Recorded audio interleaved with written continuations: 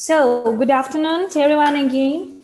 Today I would like to present you the topic of our webinar is writing an email for 8th grade.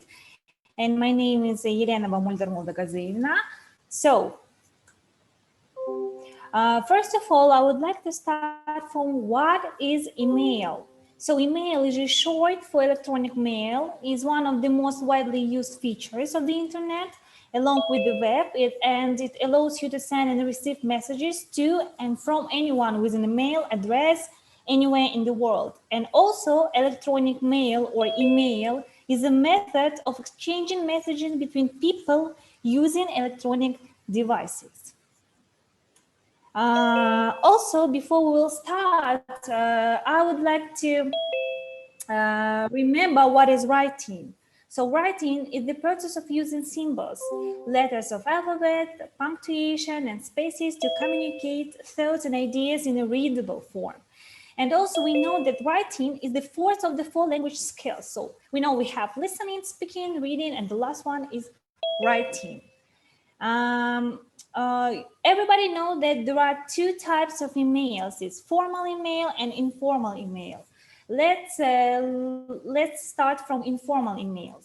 So informal emails are sent to people you know very well. For example, it could be a friend, a family member, and your maybe classmate and so on. So for this reason, they use a friendly tone with informal language and a chatty style.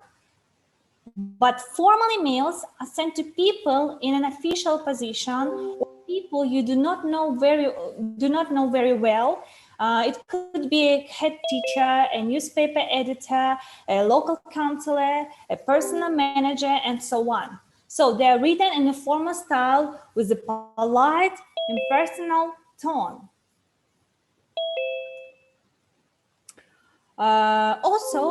I would like to present you the format of a formal email in English. So it consists of introduction, body of the text, and conclusion. And here at this slide, you can see the sample of formal email.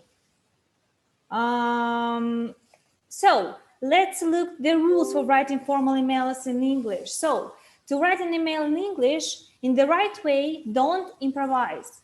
Read the following advice to avoid making serious mistakes that could compromise the success of the email from the moment it's received. Also, in the sample, you can see subject. So subject is the first piece of information that the recipients of an email see. And if it's written incorrectly or unclearly, it could push the reader to delete it without even opening it. So it's important to give a clear and precise message right from the start, indicating the content or reason for writing on 2 or 3 words that grabs the attention of the recipient. So the subject is very important when we are going to write your formal email. And also about the style. So unlike many other languages which require long complex sentences in a formal written context, English is very concise and favors short sentences and a simple structure. So it's not so hard to write the formal email. So make sure you break up the text into 2 or 3 paragraphs. This enables the reader to quickly see the key points. Also, you have to check the email. So never send an email in English without having reread what you wrote. Grammatical or typing mistakes are very common, even in your own language. So in English, you can make errors much more easily. Double checking what you have written is a simple step to take that can prevent you from appearing unprofessional and above all careless. And of course, signature. At the end of our email, we have to say goodbye to the person who you're writing your email. So be sure to have set your emails to end with all the important information about you included. That's all about the structure of email. Let's continue.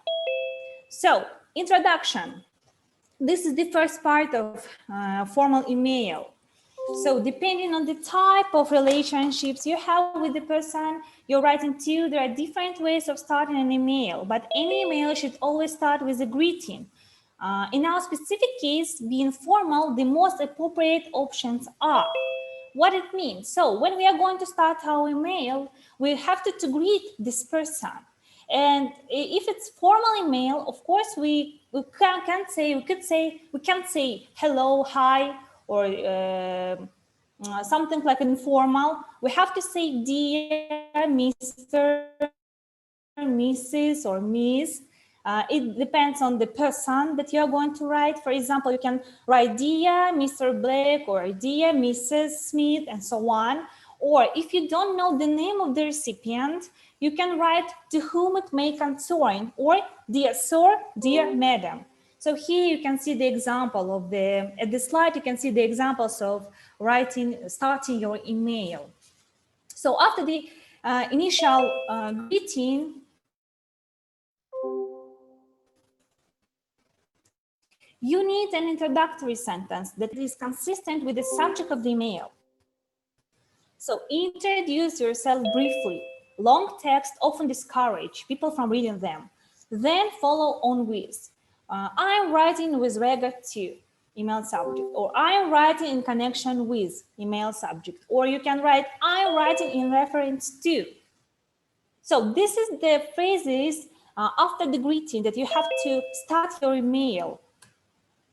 Also, if you are writing an email to send, if you are writing an email to send information, you can start with one of the following sentences. For example, I'm writing to let you know, or I'm delighted to tell you if you're communicating good news, or if you are going to tell to the person something bad or some bad news, you can say, I regret to inform you that. If instead you are replying to an email you received, you can say, I'm writing in response to, or I'm writing in reply to. Or if you need to thank the person, the recipient, you can say, I'm writing to thank you for. This all about introduction. The next part is body of the text, the main body, right? What we are going to tell the recipient. So there are no conventional formulas for writing the body of the text because this varies according to the function of what you need to communicate. So it's useful to prepare an initial draft and then proceed with any corrections. The general rules are that the text should be divided into short paragraphs that avoid abbreviation and acronyms, both of which you can see on the contrary when you write an informal email to family and friends. So if it's a formal email, you can use any abbreviations, any acronyms, what you want to say you can use, but if it's formal email, you should avoid it. Based on the type of message you're sending, there are various ways to write a final invitation before ending the email, such as, I look forward to hearing from you soon, or thank you in advance, or for further information, please do not hesitate to contact me, or please let me know if you have any questions. And the last one is thanks for your attention. So these phrases you can use when you want to write what you want to write in body of the text. Next, conclusion, the last part of our email. So the most common way to end an email are, so here you can see some phrases that we can use at the end of our email. There are best regards, kind regards, yours faithfully. If you began the email with dear sir, madam, because you don't know the name of the recipient. So here it's very important to know when you can write your faithfully or your sincerely, because if you began the email with dear sir, madam, because you don't know their name, so you can write at the end of your email yours faithfully. But if you know the name of the recipient, you can write at the end of your email yours sincerely. This is the difference between these two phrases. And of course you can say regards. So that's all about the structure of the email, how to write. So if, as I told before, the most important things is introduction, then body of the text, and the last one is conclusion. But also, I would like to present you some tips. Look, at this slide, you can see example of the formal email. So here, at the right part of the slide, the sample. And also at the left side, some questions. So what does it mean? Is rubric analysis. In order to know what you are going to write, you have to answer this question. The first one, who is going to read your email? So it's important to know to whom you are going to write. If you are going to write to your friend, you can use informal style for writing. If you are going to write to for example, to head teacher or to the person who, like, maybe you don't know this person, you have to choose formal style of email. So the second question is, why are you writing it? So what's the reason of writing? What for you are going to write, or what for you are going to ask this person, and so on. Number 3 is, what style will you write it? So as I told before, right, you have to choose to who you are going to write and choose the style, of course. And the last one, how many main body paragraphs will you include? What will each be about? As I told before, in body of the text, you have to write at least 2 paragraphs or more. It's up to you. It's up what you're going to write to this person. So this is the rubric analysis. Remember, before you're going to write the email, try to answer to these questions, and then you can continue. And some tips that help you to write your email. So you have to respect your audience, right? People are generally busy, and respecting their time can be the key to success. Keep your email short and to the point and easy to understand. A good idea can be to include a list of bullet points, pointing out the most critical issues or questions you have. The less time your recipient has to spend on understanding your email, the better. So you have to respect your audience. You have to write the main information and avoid any abbreviation, as told before, any acronyms, and so on.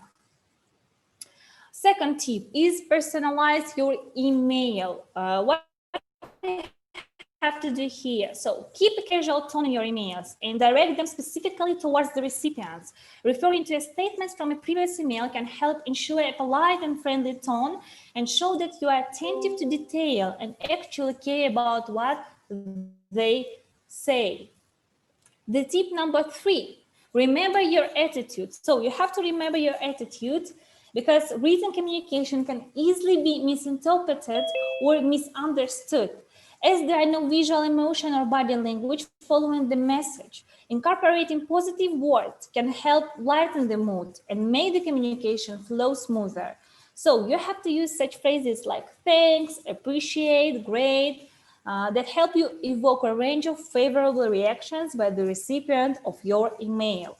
So remember, please, about your attitude. The tip number 4, focus on content. What do you have to do here? So in this,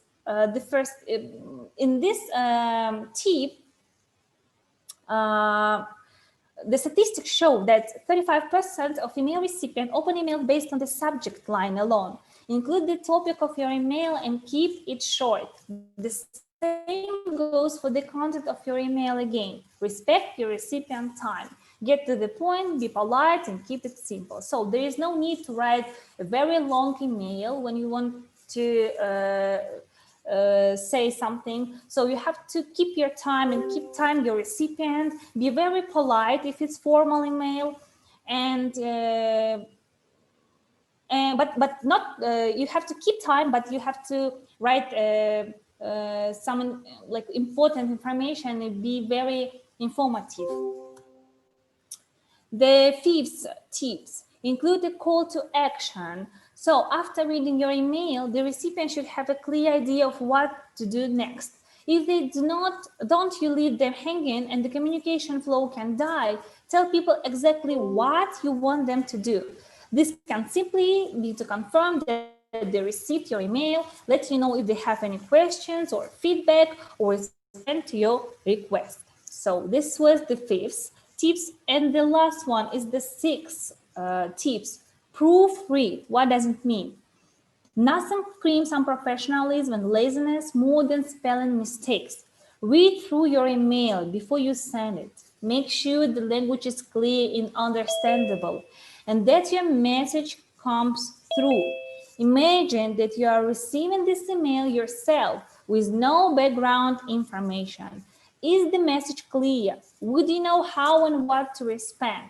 So when you end the write your email, you have to analyze everything. Like you have to ask yourself: is the message clear? Would you know how and what to respond? So these all tips that I will give you, that I wanted to give you, and I think these tips will be very useful for you when you are going to write the email.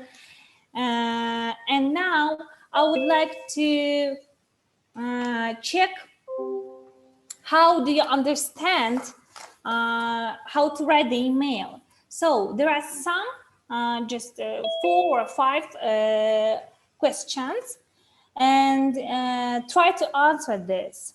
So most well-organized email writing consists of 3 parts. So the beginning, A, beginning, description, end. B, introduction, body of the text, conclusion. C, introduction, description, conclusion. What do you think? Which is the correct one?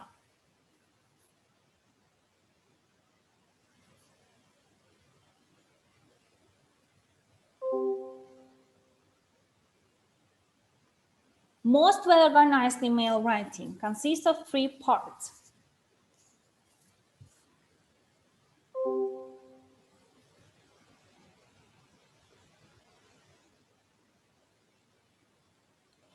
The right answer is B, of course, introduction, body of the text, and conclusion, or you can say main body, it doesn't matter. So this is the right structure of well-organized email writing. Next question. The function of conclusion are, look, you have 3 variants. The A is summarize the main points, B, develop the topic, and C, give examples in detail. Please try to remember about conclusion. When we conclude our email, what we are doing here.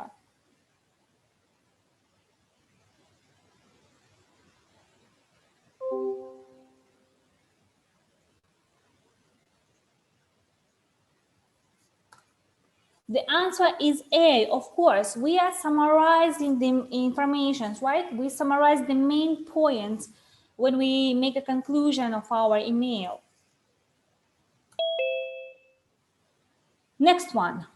The most common way to end an email are A, good morning, B, dear student, and C, yours sincerely. The most common way to end an email are when we are saying goodbye, or when we want to end, which phrases we can use.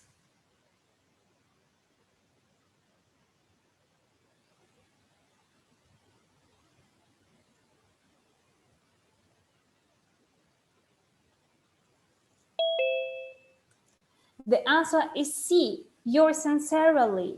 Of course, if you know the person who are sending your email, for example, you started from dear Mr. or Mrs. Smith, so you know the person's surname, you can say at the end of your email, yours sincerely. But if you don't know this person, you can use the phrases like yours faithfully at the end of the email. And the last one.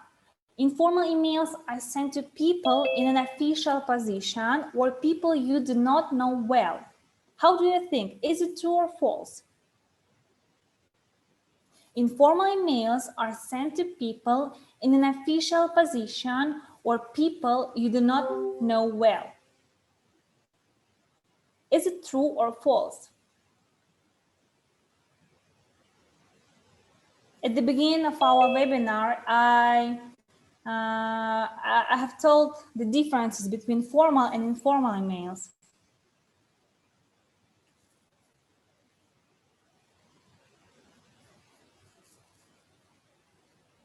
The answer is false. Informal emails are sent to people not in an official position. You are sending your informal emails to your friend, to your family, to your classmates, and so on. But formal emails we are sending to people in an official position or people you do not know well. The first, we use abbreviations and acronyms in informal writing emails. How do you think? Is it true or false? Abbreviations and acronyms.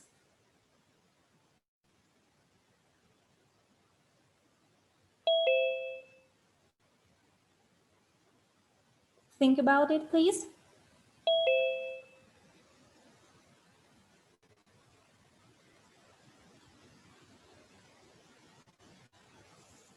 The answer is true. Yes, we use abbreviation and acronyms in informal writing email, but we have to avoid any abbreviations, any acronyms in formal writing emails. So abbreviations like hello, what's up, hi, and so on.